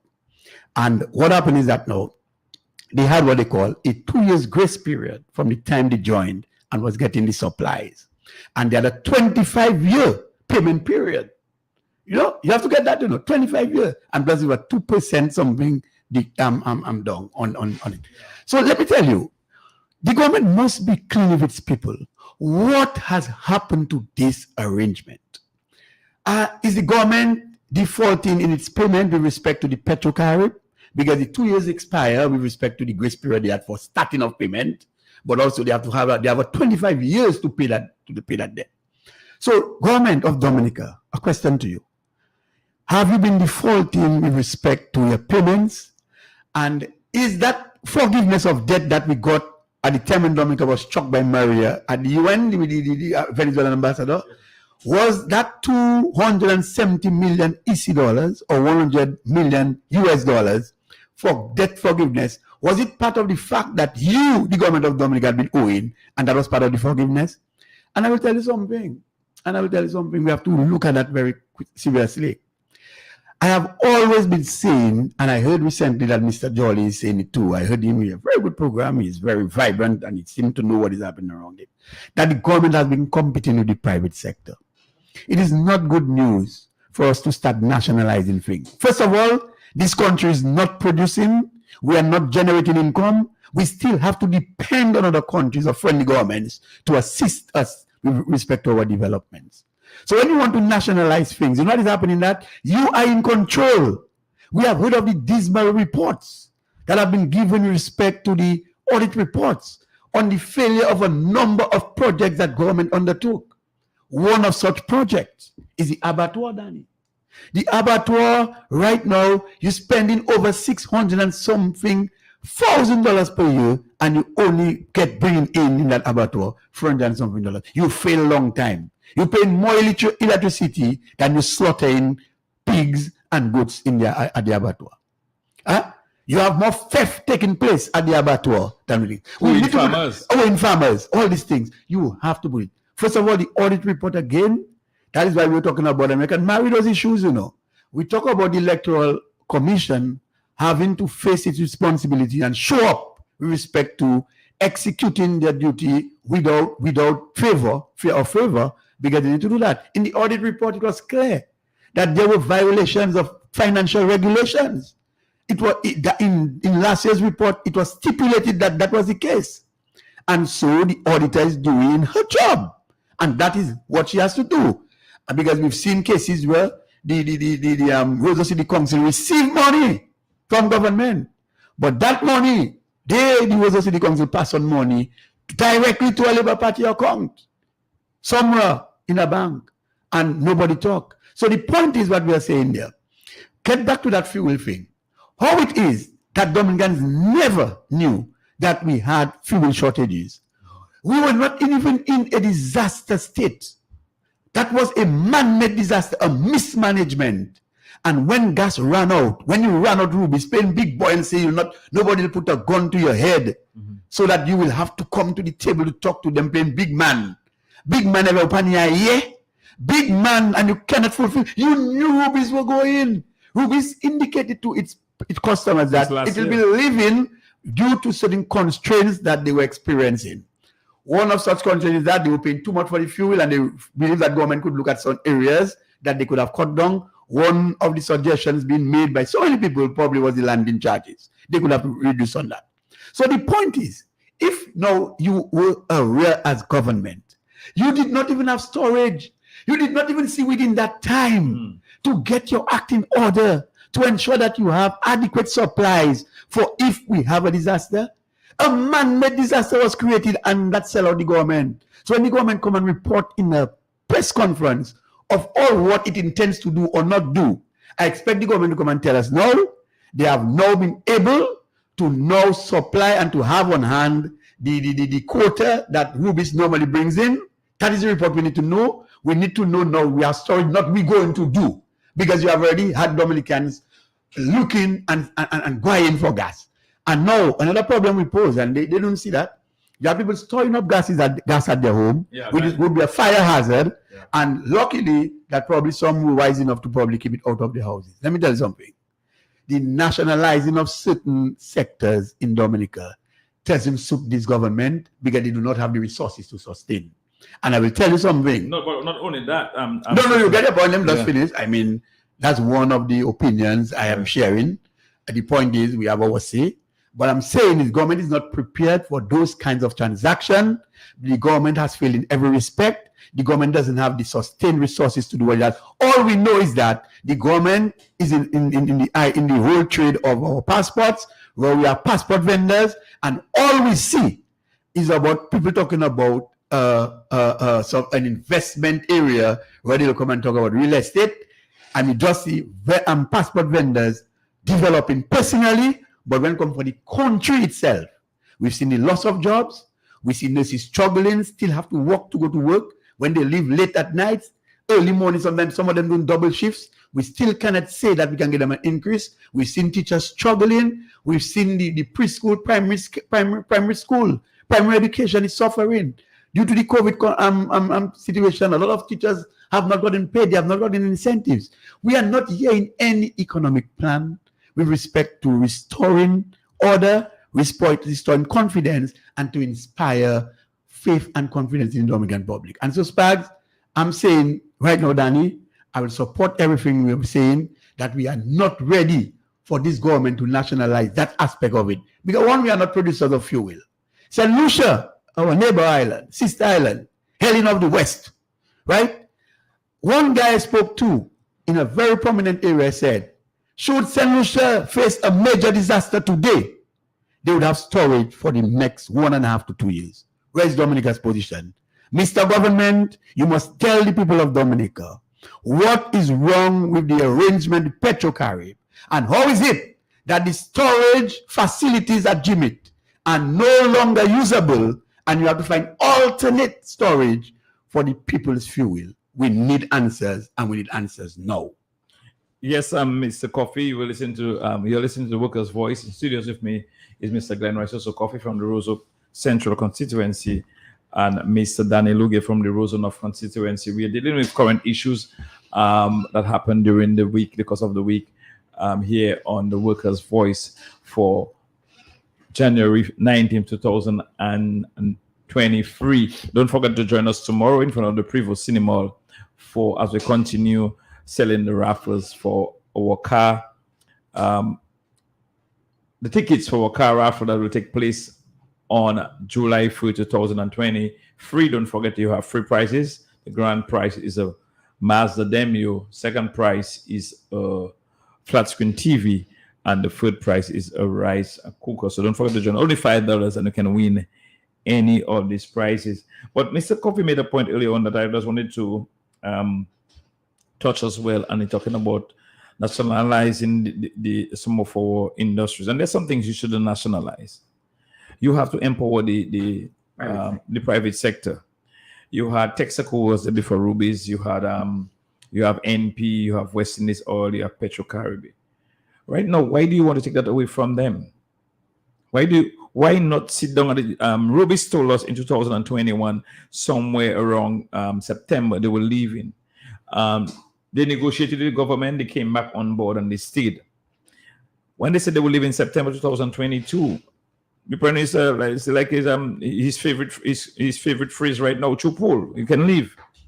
And that's what happened. You made a very important point, not creating any other venues to cushion that fall.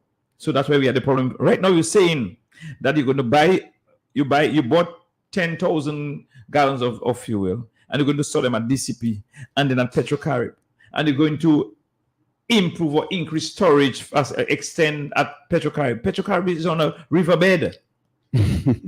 Petrocarib is on a riverbed. The Belfast River that's where Petrocarib is. Papa, told me those tanks have holes. Right. Some people say they have water in them already, and you're saying that you're going to take the fuel storage from the private sector, where you have Ruby's have a facility in Canefield that is next to NP, and also at the front of where you had the old Brizimat, empty, and not try to negotiate. You're too big man to negotiate on behalf of the state. And right now we are still faced with that problem, because they have not been addressed. We have fuel on island, but you don't know how soon you're going to have that issue, and that's a serious concern. And he made a very important point about storage of that fuel at people's home. Let us take a few calls while we discuss this Good evening. Welcome to the Workers' Voice. Gentlemen, let me also tell the people in Baffa State area that would like to purchase tickets for our raffle, our car raffle, a beautiful, shining green car raffle, our TV, our rice cooker. They can also check me out for their tickets. Check the blue. Have a blessed night. All right. Thank you very much for calling in. The thing is, Yes. if, like by the record of this government with their hands in Petrocarib, what it tells me is gross mismanagement there. We heard of government ministers just go in with their vehicle and pick up petrol. We have other civil servants They had a with list, their hands deep into the operations of Petrocarib, and now you want to take over Rubis, you want to take over all the energy sector. I mean, people of Dominica, open your eyes to what is happening. I mean, if this government had a good record of managing certain things, what can we say that they have managed well? Certainly not Petrocarib. But also to the report that we rely on to do certain analysis to see whether the government has financial fitness or the financial health of the nation. We've been looking at the audit report, and the government is unable to service its debts. If you look at the various ratios, we are not going to show how if government really has enough liquid, in terms of cash and in terms of certain things that it can do to, we're not going technical things, but that alone should be, if you look at the report and you do the various analysis, you will see the government is not able to service. What you want to nationalize things for what? For what? To put you under more pressure? You've seen what is happening. You're competing in the private sector. We have always said that abattoir thing was a good idea. Was good, but it should be private sector driven. You should have put the necessary financial instruments in place, seize the private sector and encourage people to go to borrow money at low term rate and to get them to get into that investment. And right now would not be just slaughtering fresh meat for sale. We'd have added value. Maybe we'd have smoked meat, we'd have something packaging, we'd have minced meat, and so I know we'd be value added in terms of, because this sector has prospects for growth.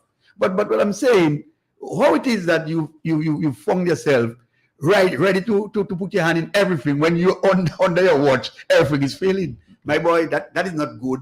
First of all, I mean, you see it, this malperformance of the government with respect to handling the economy, and the audit report has shown that this government is not ready to even adopt a sweetie shop.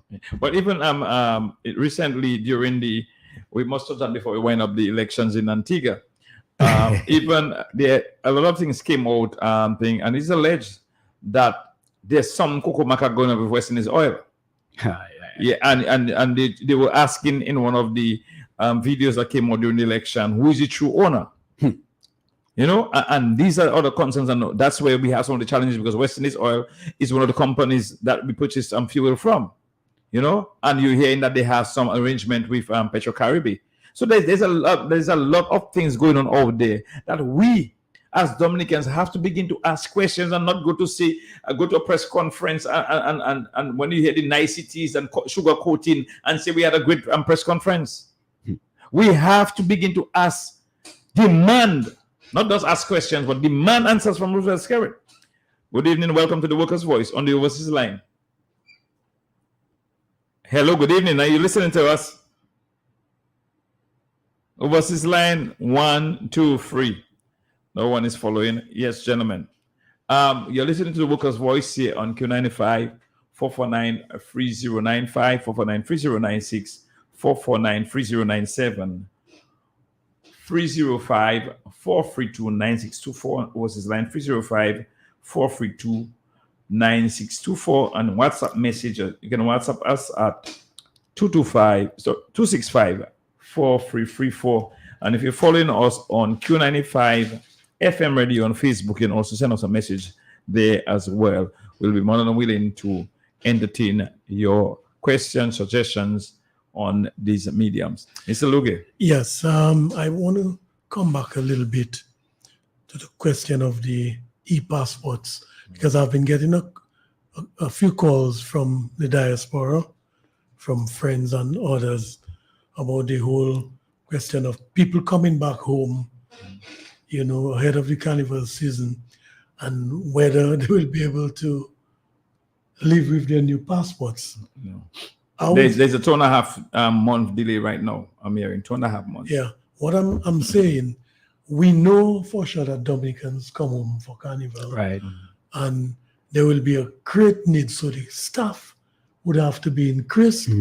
And it means that certain things will have to be set into motion to ensure that we accommodate our Dominican brothers and sisters coming back home, to ensure that they can get their passport in quick time. If that will require them like giving out information through our embassies and consulates, so that certain things can be done electronically, like the forms filled out, to get it stamped by a lawyer and whatever, to expedite the project. I am saying that, we have to find ways, because it's certainly going to be a time where there's going to be an explosion of visitors to Dominica after the era of COVID.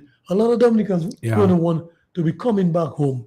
So a great effort has to be made to put in extra staff, extra facility, extra resources, extra resources to ensure that we can take care of our brothers and sisters coming back home, and to facilitate them getting their passports. Yeah, and that's a very good suggestion. And also too, when we heard of the transition from the current passport to the e-passport, I know some Dominicans earlier clock, what they did was to have letters notarized on ready leave, and to have people act on their behalf, so that when they come, they will pick up. So a lot of people have been advancing in that regard. But Danny, that's a very good suggestion, and I hope that the authorities are hearing some of the concerns and some of the things that people, as you said, an influx of our Dominican diaspora will be in for carnival. We can always do come and patronize and so, but also with business in the mind with having the passport. Yeah, I mean, you want to create two birds with one. So now a lot of people come home, try to get it. People have contacted me as well already in terms of helping them get that organized. So it's very important that we try to expedite the process and facilitate them as much as we can, see how we can eliminate most of the red tape. So when they get there, within that 2-week period while they're there, they can go back home, go back to their respective places with their passports. Gentlemen, as we continue, time flies.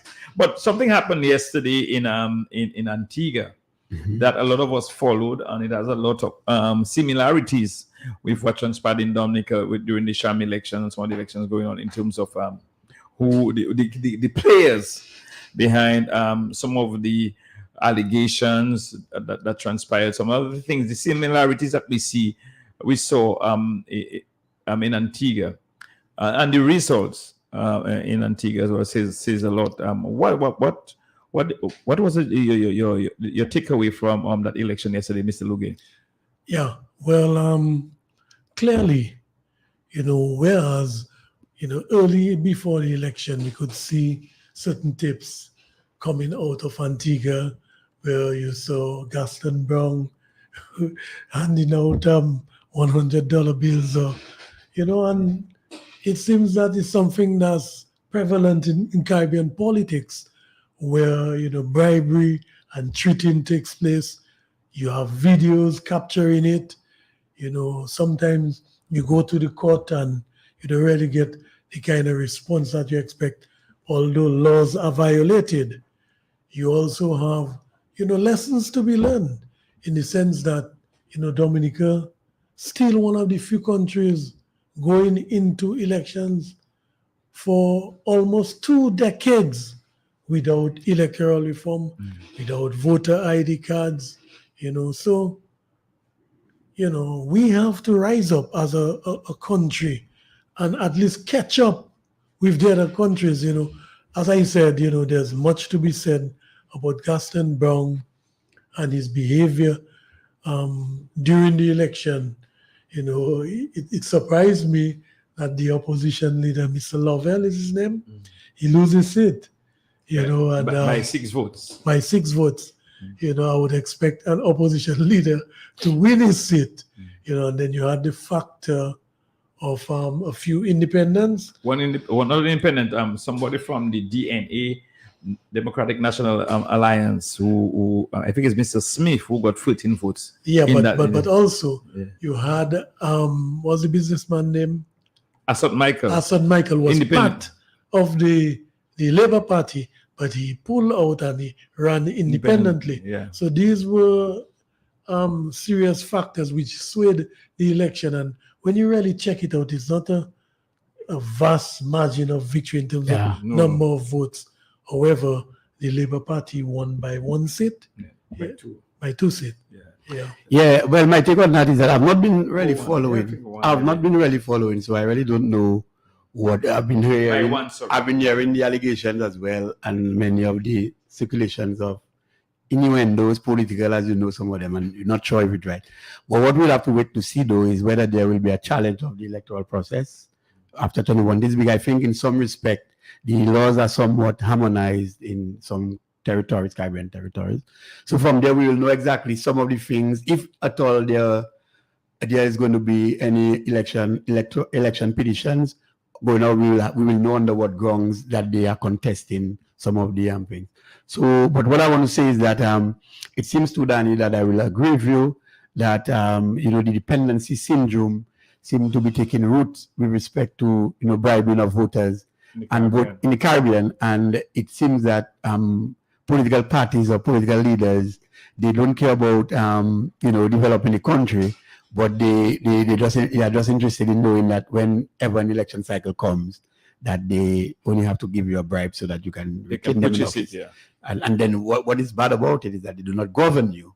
They make you suffer and suffer and suffer again. So we must open our eyes to see what is happening. Because a lot of them get into politics into the 5 years they say that just to win the election and not to govern, and that's one of the serious problems with the Caribbean.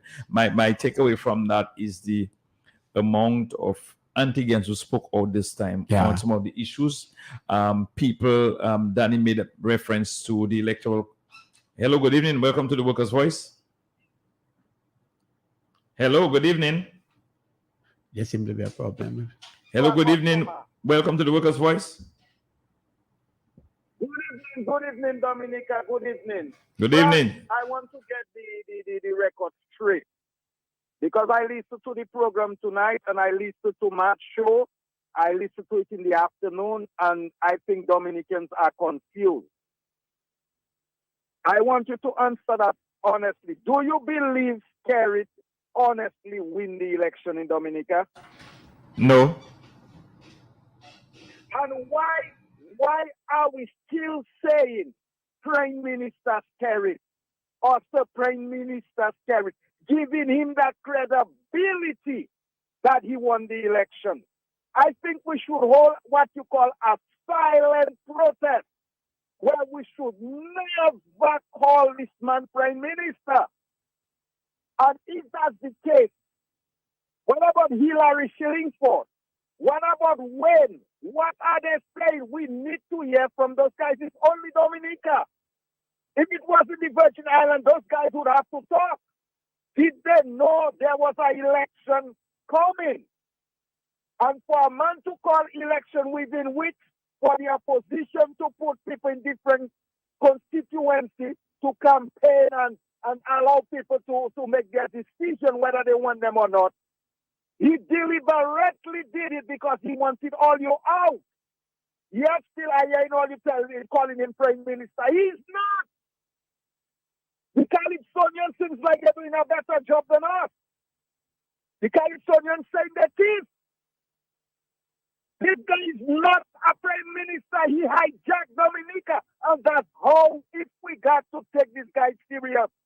All the press conference he has for 18 years, he's Prime Minister. How many press conferences he had? He tell her you go to hell where he get his money from. He tell her if you go and campaign by his house, send hot water on them. Why now, after all that time, you want to have press conference every week? Because he playing Gino. He playing footsie. He know he robbed the election, so he's trying to get people on his side. And he tried to prostitute Dominicans by telling them, I'm going to build you an airport. So Dominicans have to forget their constitution and go for international airport. Well, I can say to him as an individual, I'd rather he put the international airport on his back and give us our constitution, the right to vote, an election held in Dominica. This guy so wicked sprat. He came to St. Thomas, and you hear the news. I have news for him. It's gonna come worse before it get better.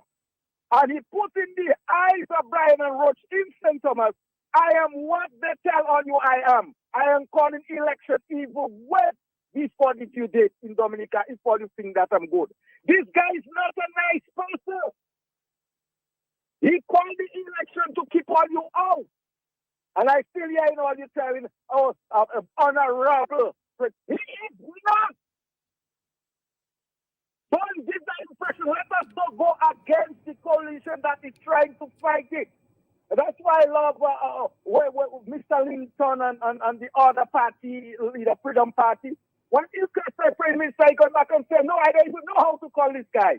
All right. Thank you very much, We caller. have to show the world that this guy is not a guy that came in power by the way he's supposed to get in power. Thank you. God bless you. Thank you. Thank you very much, caller, for your contribution. Let me say good evening to the family of Mr. Valerie from St. Joseph, who got shot at his business place in Meru over the weekend, last weekend. I just want to reach out. I know he needs, he was thrown out of Dominica and needs some for medical attention. So I just want to keep on praying for his family, his brother, Dolph, Pastor Dolph Valerie, who lives somewhere in Mount Prosper, and also his sister Donna, that I know very well, who lives in New Jersey. I just want to reach out to you this evening. Gentlemen, that election in Antigua as well showed something that we have in the Caribbean, a pattern of some leaders within the region that do not care about how they stay there, but since they stay there, and by any means necessary, they will just try to, they will steal, they will kill, they'll do anything to remain in office. What that tells you, gentlemen, about us as voters, as citizens? Yes, I'm sorry. Go right ahead. Yeah. You know, what occurs to me is that you have an electorate really who overlook a lot of violations of leaders in the Caribbean, and whether is they willing to be bribed. You know, I saw on social media one person saying, I'm willing to be bribed. You know, so like, you know, once the offer is good enough, you know, they don't mind face the misery. So until people wake up in the Caribbean, well, some of the Caribbean islands, because you have other Caribbean islands, they change government often enough. Right. You know, and St. Lucia. St. Lucia is one of those countries. So people must realize, you know, a lot of times people cannot connect the status in life in terms of their inability to make progress socially, economically, financially, to the governance, you know, and until people can make that correlation between, you know, the party in power, the governance, and the decisions that leaders make on their behalf and their status in life, we will continue to have governments abusing people in the electoral systems. Yes, and Spags, I know we have almost reached our time, and I will just say that I would hope to see that people take more positive interest in the development of their country with respect to, you know, having governments, you know, impact on their lives. Everything that government does should impact on the life of the ordinary man.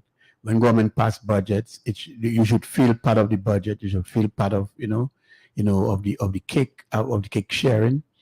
And when I say cake sharing, it's not about a free lunch, but it's something about, you know, your sector where you are strong, that this sector is given maximum financing. Take the call. Hello, good evening. Welcome to the Workers' Voice. Hello, good evening. Good evening. Good evening to you, Stark John. Good evening to you, Mr. Coffee. Good evening to you, Danny. Good evening, my brother. Good evening. All the hardworking men and women of Dominica. First of all, Stark, I really want to give some strength to my friend, my buddy that just called in from St. Thomas, where he mentioned that you guys could call him this good for nothing prime minister. I mean, there's no way this man should be addressed as prime minister. But Stark, something I observed, I don't know if you all realize that last night I was following the election in Antigua, where it was not until minutes to 12 when the first candidate was declared a winner. In sharp contrast to the nonsense that normally happens in Dominica, by 5:15 on election day, Roosevelt Skerrit and his people start celebrating for the simple reason that there is no voters. I mean, there is Dominica. I don't even know what to describe Dominica as. Also, I was following the commentary. I heard this guy said that when he lost or he misplaced his voter's ID card within Tuesday night and Wednesday morning, and when he went to vote, they didn't allow that. What they did, they allow him to get a temporary voter's ID card. I tell you, if you see Dominica had voter's ID card, this bunch of volley, this fizz, this vagabond, and there's some other adjectives I would like to use, but I'll not use it on this program. They'll be gone long, long, long. On that note, my brother, stay blessed and nothing less. Good night. Thank you very much for Thank your you, call. brother. Thank you, brother Thank you Pete. for your contribution. Let me just say, just to make a slight correction. I said it was a bus that got into the accident on the way to Fonseca, but it's a CRV. Okay. Somebody was calling and corrected me, but I saw video and it was not looking too good as well. I just want, gentlemen, as we wind down on very healthy discussion, as a lot of WhatsApp messages coming in. We touched on somebody, there were two students messaged me and told me they're really happy that we spent some time on that issue, or the student where the Prime Minister tried to really disrespect the young lady for really venting and speaking truth to power. And we should encourage our young people to speak. Irrespective of what government is there, we have to encourage them to speak. And gentlemen, in your closing comments, I just want to ask, my burning issue is the electoral reform. What are you hoping or expecting to hear come Parliament in the first week in February in Dominica as we go forward? I certainly don't think that there's going to be any discussion on electoral reform only at that first sitting of Parliament. I don't think so. Yeah. Because remember, Roosevelt Skerrit have met with Your position? No, Byron. He got the report already from Byron. He got the report, but he will make all kind of excuses, and especially as we don't have that formidable team to fight him down, you know. So I don't think every corner. That first sitting, more or less, probably to swear in the I think the other members, senators, and so on. So I don't expect much. But what I would say in my but everyone have to take the oath as members of Parliament. Right. So what I would say is there is still hope. You know, the United Workers' Party, we keep working hard to inform, educate, and we'll be spending in the coming months, you know, a lot of time on the ground in the various constituencies with our new political leader. So you must look forward to that. In Rosenhof, I've made application for the second stop with my political leader, you know, just to touch base with the constituents, you know, and you should look forward to that too in all constituencies. So it was a pleasure being in studio with you, Honorable Hector John and Honorable Glenroy Coffee. You know, we have to keep doing the work. To all our other team members, the rest of the candidates, and the rank and file of our party. Remember, tomorrow we'll be outside Prevost Cinema in our raffle promotion for the Mazda Demio, the 40-inch smart TV and a rice cooker. So you could meet us there tomorrow from 8 o'clock. Yes, and thank you, Sparks, again for the opportunity. And it has been a pleasure, as usual, to be with you, to be in your company. Two great men, You know, we do it for the people of Dominica, and we appreciate all the callers who have called and participate and make their views be heard. But, you know, it is interesting that we've said it before. We are the only viable alternative. We are the United Workers' Party. We are asking people to not just wait for us to come to you. You come to us, you contact us, you call us. Young people get involved in the various youth groups around the various constituencies. Call your caretaker, call those who you know you are close to. Join the party, join the new movement. People, you must try to make sure that you create that kind of environment that you feel happy about. We all know what is happening in Dominica. We have touched on a number of issues there tonight. I mean, electoral reform, as we said, is one of the fundamental pillars of our democracy. And without that, a country will never be at peace. We need fair elections, free and fair elections. And until such time that we attain that goal, I don't think this country will go to be at peace, because everyone knows that elections over the last 3 election cycles have been stolen. And we have been advised by the CCG and so many other important institutions that we should not participate in any sham elections. But we'll not just not participate. We have given this government some time. It is always good to give time that you negotiate, you talk, you dialogue. But there will come a time when that date or time will be expired and the people will have their say. So I expect people to rally behind the United Workers' Party. It is not our thing. It is our thing. We are all in this together. We have to do what we have to do. We have to come together. Our collective energies, are mostly needed right now, so that we can foster a greater plan to rescue this country. Right now, there is no hope for young people. Young people, you live. And in fact, let me just say, we didn't touch on that one. And I was appalled by a report, which was given to me based on interviews given by so many young people trying to get jobs. A number of young persons, one, when they leave school, they go straight into the working environment. They try to apply. And when the questions asked them, but why are you not continuing your education? It's either they cannot do it, their parents cannot do it, or they don't have the money or the resources to continue school. So from high school, see people actually applying for jobs. And that is an area we need to touch, because it's looking like during the next 10 years, we will be really outsourced of what they call skilled people. And that is not good news for us. So we have to revisit the education system and to try to entice young people to continue their education, to fight for higher heights after high school. There's college, and possibly if you can move on to tertiary. So that is the kind of encouragement we need to instill in people, particularly young ones. We as a United Workers' Party, we don't only speak. We want to ensure that when you elect us, that we have your jobs are there for you. We will give our Dominican people priority, because we know the importance of nation building, and nation building can only start with all of us. And if it can start with all of us, then the resources that we give out right now, this current regime gives out and export out of Dominica, we need this resources in Dominica to build our country and to let our people be happy. We need to make every living being in Dominica, every life feel part of success. We need to make every life in Dominica feel that their quality of life has been improved. And so the United Workers' Party is your alternative. Let us work together to build a dynamic Dominica, not a dynamic Dominica to put money in our pocket, but a dynamic Dominica where each and every one of us can work hard, sweat, earn, and pay our taxes, and to enjoy life as we move forward. Thank you, Roseau Central. I love you. I didn't say earlier on good night to you, but I know people of Roseau Central, I know you are tuned in. We love you. Roseau Central is alive and well. We need you to call me, call who does you know, and let us continue that campaign to rescue our country. Have a good night. Thank you very much, gentlemen, for being here. Mr. Danny Lugie from the Roseau North and Glenn Royce also coffee from Roseau Central. Let me just read one last WhatsApp message. Good evening to you all on the program. Powerful men of workers.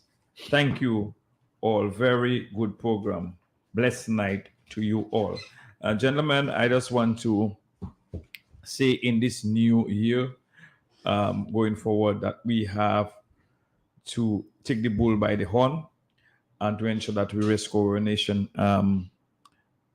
We have a lot of things, we let it go under the Roseau River, let's let it slide. But this time, Roosevelt Scarrett has to be stopped. what is into our country. You made all the niceties. You spoke about it. What we needs to be done. But first, in order for that to happen, Roosevelt Skerrit has to vacate office and permanently. And that is how we have to think. That's how we have to speak.